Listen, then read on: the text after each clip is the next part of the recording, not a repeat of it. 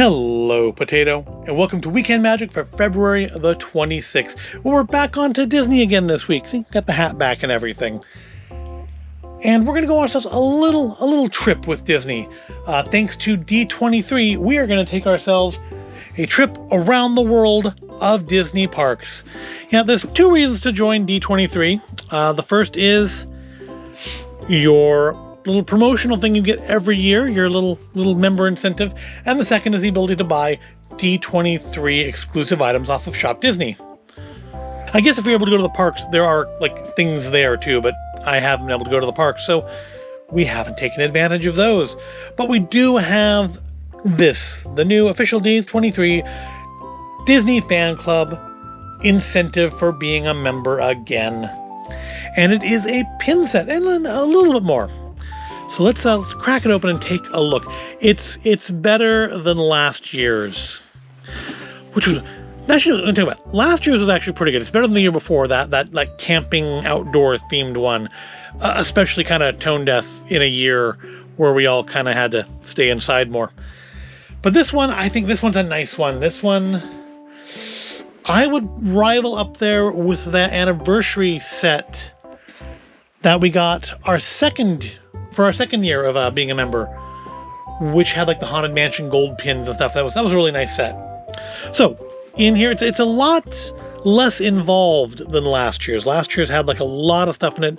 This year, just a few things, but they are nice things. Of course, you have your gold membership card, which again doesn't do anything for us, but it's there and it's nice and it's a thing you own. And on the back of it, it has your name, which is why it's going to stay right there. And then inside we have our passport, and yes, we've already opened this and looked at it. So this isn't, I'm not exploring this at the same time as you this time. But we have our official Around the World Disney Parks passport, which has lots of text in it that I'm not going to read. But it's signed by Michael Vargo, or at least the original was signed by Michael Vargo, and this is a photocopy. But it tells you a little bit about each of the parks. The Anaheim Resort, Walt Disney World Resort, Tokyo Disney Resort, Disneyland Paris, and there's more. Hong Kong, Shanghai, and Castaway Cay, and then just a section on Walt's plane, because they had to have something to justify these little beauties. Here is your aviation pin. Let's take it out of the bag and take a better look. Oh, we won't. It's sealed in. We'll just look at it through the plastic. Isn't it lovely? It's got Mickey. It says D23 Gold member on it. And we'll read that, though. Styled in the spirit of the classic airline Wings badge, this classic aviation pin is a soaring symbol of your Gold member status. Wear this retro design medal featuring Mickey Mouse, and you'll earn non-stop frequent flyer smiles. Aww. It is double-backed. It's got Mickey pinbacks on it. Not that you'd ever want to trade this anyways. And there's a D23 on it. Other thing on our passport is a luggage tag. This elegant luggage tag is etched with the authentic Mickey and airplane tail emblem designed especially for Walt Disney's legendary Gulfstream Company plane. The classic Disney aircraft even makes a cameo appearance in the fan favorite film, The Computer Wore Tennis Shoes. Is that a fan favorite? I guess it's a favorite of fans who like that movie. But here is our luggage tag, and this is actually quite a chunky thing for a luggage tag. It's metal. It's actually metal. I mean, would you use this? I would be afraid of losing it. I'd be afraid someone would steal it just for the luggage tag. But that's where you'd put your information if you were going to use it. Of course, it's made in China because everything is. And yeah, it's quite nice. But again, I would be afraid to actually use it. I'd be afraid to get stolen. Or, heck, stolen by TSA. Why not? They're not paid enough. They're going to want some little free cool items for themselves every once in a while. That's passport, but that's the appetizer. Now on to the main course, which is these. This flips, unfortunately, slips down forward, not off to the side, which would be much more convenient, but we will manage. In fact, I think we'll adjust the camera just a little bit to get a better look at it. There we go. I think that's a little better. So here is our map. And these are all pretty good sized chunky pins. I think this whole thing comes out. So we can take a quick look at the back. And then we'll look at the front again. And as you can see, each pin is double Mickey backed. Again, I don't know why you'd ever want to trade these, but I suppose you could if you wanted to. But it's nice, given how many things aren't Mickey backed, like a lot of the Marvel and Star Wars stuff, it's nice to see these pin backed.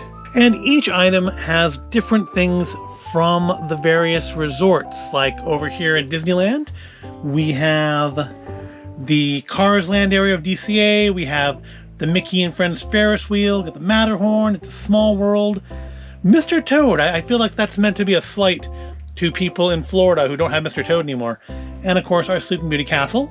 Florida, they have Figment, I guess maybe as a slight to us in California who don't have Figment. We've got the tree from Animal Planet, Cinderella Castle, the big sphere from Epcot. I know it has a proper name, and I don't remember what it is. Got the monorail, and of course, definitely a slight to us in California, you have the Hollywood Tower Hotel, because we don't have that anymore. And of course, Sunbird, Orangebird. We have Orangebird. Then moving over into Paris, we have, I believe that's Phantom Manor. We have the Studios Water Tower, which I'm kind of surprised they don't have that anymore at the Florida one. We've got an X-Wing fighter. We've got their castle. We've got the Cheshire Cat, which is cool. And I believe it's called Thunder Mountain Railroad there too, isn't it? We have the train from that. Oh, and of course, Remy from Ratatouille, because France. Moving on to Shanghai, we have, I don't really know what much of this stuff is. I mean, well, I think that's Peter Pan? Or is it the Hunchback of Notre Dame? Who is that? I think that's the Hunchback. I really can't tell. Well, that's not a good sign for pin design, is it? Or maybe it's just not a good sign for my eyesight? I'm going to go with a kind of a maybe slightly chubby Peter Pan. Because it seems like, it kind of seems like Hunchback would be a weird choice for Shanghai. And then, yeah, Pirates of the Caribbean, I guess? I don't really know what any of those things. Oh, that's the Tron Cycle. I know that. That I know. But yeah, I don't really know the rest of that stuff. So we'll move on to Tokyo. And I think that composes Tokyo Disney and Disney Sea, if I'm not wrong. And I may well be wrong. But we have, was it Duffy? Isn't the bear called Duffy? We have Sully and Boo. We have Baymax. Very cute.